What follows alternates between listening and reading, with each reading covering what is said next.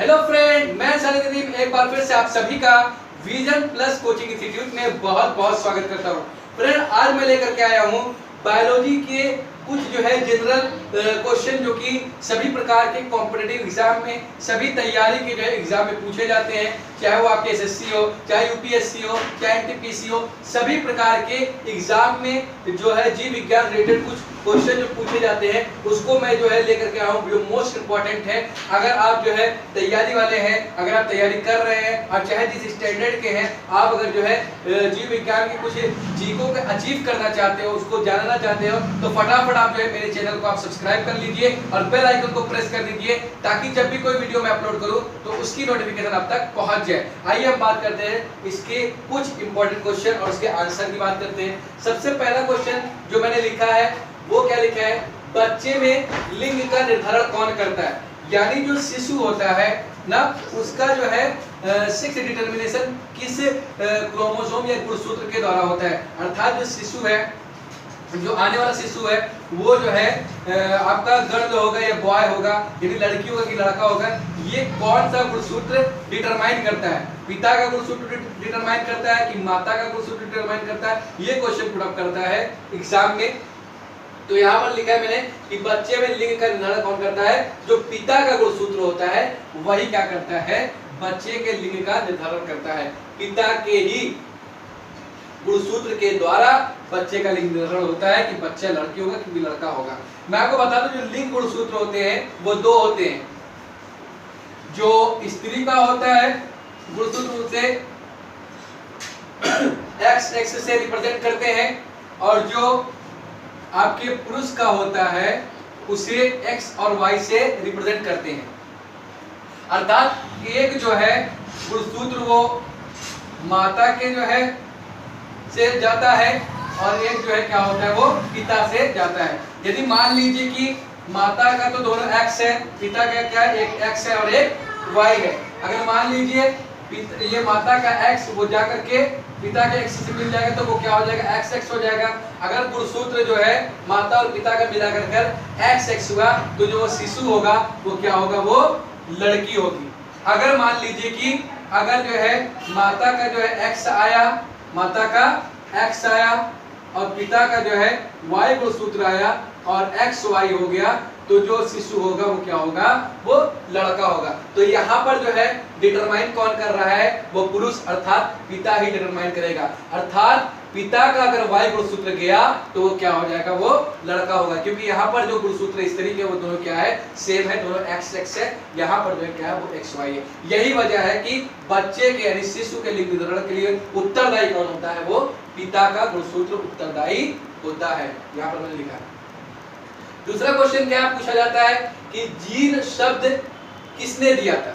Gene जो है वो शब्द किसने दिया था, तो जॉनसन नामक वैज्ञानिक थे, उन्होंने क्या किया था, जीन शब्द दिया था। इस बात को याद रखिएगा, जॉनसन ने क्या किया था, वो जीन शब्द दिया था। अब क्वेश्चन नंबर 3 जो है वो क्या है, मानव कोशिका में, यानी जो मानव का कोशिका है, वैसे तो संसार में पाए जाने वाले समस्त जीव कोशिकाओं के बने हैं। उन कोशिकाओं में जो है अलग अलग जीवों में अलग अलग जो है कोशिकाओं में गुणसूत्रों की संख्या अलग अलग होती है। मगर यहाँ पर क्वेश्चन क्या कर रहा है, मानव कोशिका में गुणसूत्रों की संख्या कितनी होती है। तो मानव का जो गुणसूत्र होता है, मानव की कोशिका जो होता है उनमें गुणसूत्रों की संख्या 46 होता है।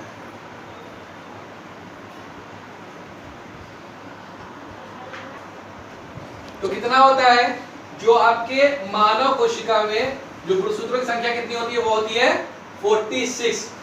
अब ये जो 46 होता है उसमें तो जो 44 जो होते हैं, जो गुणसूत्र होते हैं, उसे कहते हैं कायिक गुणसूत्र। क्या कहते हैं, कायिक गुणसूत्र, या इसी को ऑटोसोम कहते हैं।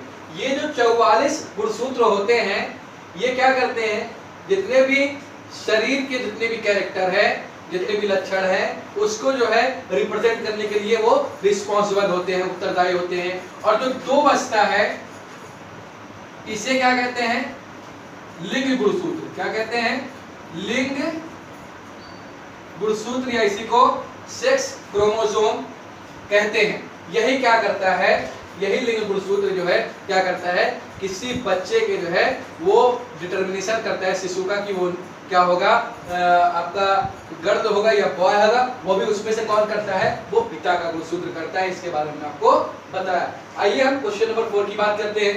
क्वेश्चन क्या दिया कि स्त्रियों के नसबंदी को क्या कहा जाता है। जो फीमेल होते हैं उसमें जो नसबंदी होती है उस नसबंदी को क्या कहा जाता है। तो आंसर मैंने लिखा है ट्यूबोक्टोमी कहते हैं। क्या कहते हैं, ट्यूबोक्टोमी कहा जाता है। अर्थात इसमें ये होता है कि स्त्रियों का जो फैलोपियन ट्यूब होता है उसको क्या कर दिया जाता है, काट कर बांध दिया जाता है। क्योंकि जो निषेचन होता है, फर्टिलाइजेशन होता है, वो आपके फैलोपियन ट्यूब में होता है। क्योंकि जो है आपका जो अंडाणु जो ओवम है वो ओवेरी से निकल करके जो है अंडाशय से निकल करके वो फैलोपियन ट्यूब में आता है। और फैलोपियन ट्यूब में क्या होता है, वो आपका फर्टिलाइजेशन या निषेचन होता है। तो उसी ट्यूब को क्या कर दिया जाता है, उसको कटकर बांध दिया जाता है, जिसकी वजह से ओवेरी से जो है वो जो है अंडाणु निकल करके फैलोपियन ट्यूब तक नहीं पहुंच पाते। और जब नहीं पहुंच पाएंगे तो निषेचन नहीं होता है। तो ट्यूब काटा जा रहा है, इसीलिए इसे क्या कहते हैं, ट्यूबोक्टोमी कहा जाता है। ठीक है। और देखिए नेक्स्ट क्वेश्चन 5 क्या कह रहा है कि पुरुषों के नसबंदी को क्या कहा जाता है। तो पुरुषों में जो है कहा जाता है वैसेक्टोमी। क्या कहा जाता है, वैसेक्टोमी कहा जाता है। ये दोनों क्वेश्चन जो है बार बार एग्जाम में रिपीट हुए हैं। जितने भी एसएससी, यूपीएससी, जितने भी तैयारी कॉम्पिटिटिव एग्जाम है उनमें ये सवाल पूछा गया है। तो याद रखिएगा, स्त्रियों के नसबंदी को ट्यूबोक्टोमी कहते हैं और पुरुषों के नसबंदी को वैसेक्टोमी कहा जाता है। आइए क्वेश्चन नंबर 6 की हम बात करते हैं। शरीर का तापक्रम कौन नियंत्रित करता है। कहने का मतलब यह है कि जो शरीर का टेम्परेचर है, जो ह्यूमन बॉडी जो है उसके टेम्परेचर को कौन सा हार्मोन या जो है वो क्या करता है, नियंत्रित करता है। तो उसका आंसर क्या हो जाएगा, वो हाइपोथैलेमस।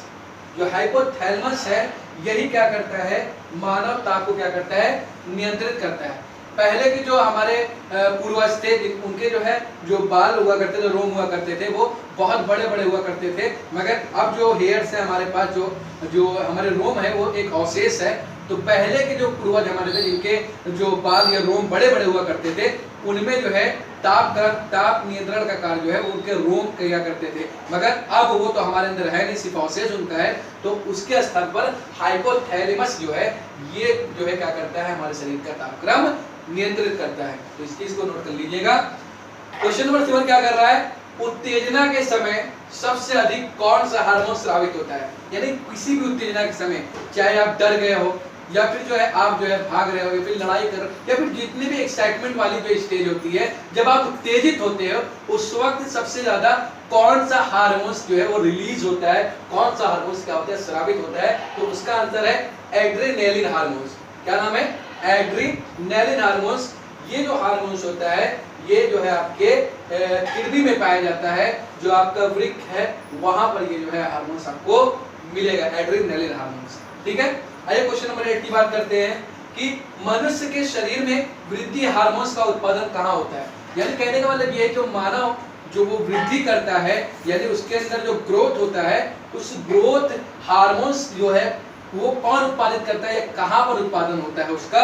तो उसका उत्पादन यानी मानव के ग्रोथ हार्मोन्स का उत्पादन जो है वो कौन करता है, वो पीयूष ग्रंथि करता है, पिट्यूटरी ग्लैंड करता है, जिसे जो कि कहाँ पाया जाता है, वो आपके अग्र मस्तिष्क में पाया जाता है। इस बात को भी याद रखिएगा। अब देखिए क्वेश्चन नंबर 9 क्या कह रहा है, पेनिसिलिन की खोज किसने की थी। आपको मैं बता दूं कि जो है जो पेनिसिलिन है इसकी खोज अलेक्जेंडर फ्लेमिंग ने की थी। किसने की थी, अलेक्जेंडर फ्लेमिंग ने की थी। और मैं आपको बता दूं पेनिसिलिन ये सर्वप्रथम सबसे पहला एंटीबायोटिक भी है। तो कभी कभी क्वेश्चन ये भी पूछेगा कि सबसे पहला जो एंटीबायोटिक है वो प्रतिजैविक है, वो कौन है, तो आपका वो पेनिसिलिन ही है। और इसे ये जो पेनिसिलिन है किससे प्राप्त किया गया था, एक कवक से प्राप्त किया गया था जिसका नाम क्या है, वो पेनिसिलियम नोटेटम है। यानी पेनिसिलियम नोटेटम कवक यानी फंजाई से पेनिसिलिन नामक जो है वो प्रतिजैविक एंटीबायोटिक क्या किया गया था कि खोज किया गया था। और किसने किया था, अलेक्जेंडर फ्लेमिंग ने किया था। इस बात को याद रखिएगा, बहुत इंपॉर्टेंट क्वेश्चन है, ये बार बार पूछा जाता है। ठीक। क्वेश्चन नंबर 10 क्या कह रहा है कि आरएनए का मुख्य कार्य क्या है। आप जो जानते हैं जो हमारा वो न्यूक्लिक एसिड होता है वो मुख्य रूप से दो प्रकार के होते हैं न्यूक्लिकम, एक होता है डीएनए और एक होता है आरएनए। तो डीएनए क्या करता है, वो तो आनुवंशिक लक्षणों को पीढ़ी दर पीढ़ी जो है हस्तांतरित करने का कार्य करता है, ट्रांसफर करने का कार्य करता है। तो आरएनए का काम क्या होता है, तो मैं आपको बता दूं आरएनए का मुख्य कार्य जो होता है, मैं बता दूं आरएनए का जो मुख्य कार्य है वो प्रोटीन का संश्लेषण करना है। वो क्या है, प्रोटीन का संश्लेषण करना, यानी प्रोटीन का निर्माण करना है।